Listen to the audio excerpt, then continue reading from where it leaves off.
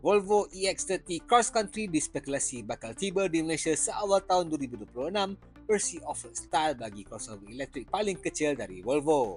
Model ini tampil jauh lebih rugged berbanding EX30 biasa dengan skid plate depan belakang, wheel arch extension dan tayar profil tinggi yang tingkatkan jarak kelegaan tanah sebanyak 19mm. Bahagian depan juga ada corak peta topografi Gunung Kebnekaise di Sweden, sentuhan unik yang meraihkan asal-usul jenama Volvo. Kalau nak gaya lebih adventure, boleh tambah rupa sikit optional atau biarkan kosong untuk rupa lebih minimalis. Dalamannya kekal sama seperti EX30 biasa, cuma ditambah tikar getah dan pelapik boot tahan kotoran sesuai untuk gaya hidup aktif. Prestasinya masih hebat, dua motor elektrik, 428 PS, 534 Nm torque, 0 ke 100 km sejam dalam 37 saat dengan jarak gerak 427 km. Jika tiba di Malaysia nanti, harganya dijangka hampir sama dengan EX30 Ultra Twin Performance sekitar RM224,888.